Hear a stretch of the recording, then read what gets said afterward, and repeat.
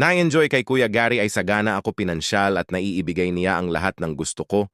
Kahit ako pa ang mag-demand si Kuya Paul naman okay lang din. Napapaligayan niya naman ako ng husto. Kaya lang higit itong mas mahilig sa gabi, gusto din niyang sumalisi sa akin o gusto niya pasukin ko siya sa kanyang silid.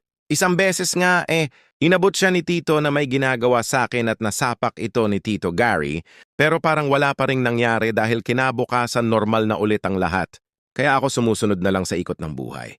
Nakaraan pa ang ilang buwan, dumating na rin si Tita Dolly. Ako para na namang probinsya ng hindi makabasag pinggan, pero sa gabi, may mga pagkakataong sumasalisi pa rin. Si Kuya Paul sa akin silid. Si Tito Gary naman hindi makasideline dahil andyan na nga si Tita. Makalipas lang ang higit 2 buwan nitong bakasyon ay balik na kami sa dati. Year 2020, may iniuwing babae si Kuya Paul sa bahay at nagsama sila. Kaya si Tito Gary na lang ang nagsusupply sa akin ng gasolina. Pero taong 2022 natapos na rin ang aking kaligayahan, nahuli kasi kami sa akto ng kinakasama. Ni Kuya Paul habang kaming dalawa ni Tito Gary ay gumagawa ng milagro, nakiusap naman si Tito Gary sa babae na huwag kaming isusumbong, pero nakarating pa rin yon sa Tita Dolly. Ko bigla na lang umuwi ng Pilipinas, si Tita Dolly at pinalayas ako. Galit na galit sa akin ang mga magulang ko sa nangyari sa buhay ko.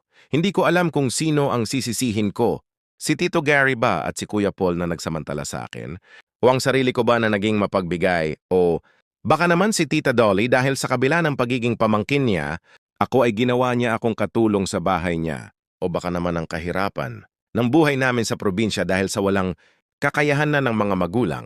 Eko ibigay ang pangangailangan ko, kaya nalulong ako sa tukso at nahulog ako sa mga maling desisyon sa buhay. Sa ngayon, namamasukan ako bilang isang kasambahay sa isang mayamang pamilya dito sa Maynila, hindi pa rin ako umuwi ulit sa amin sa Kamsur. Hindi pa ako handa na humarap sa aking mga magulang, pero patuloy naman ako nagpapadala ng kita ko sa kanila.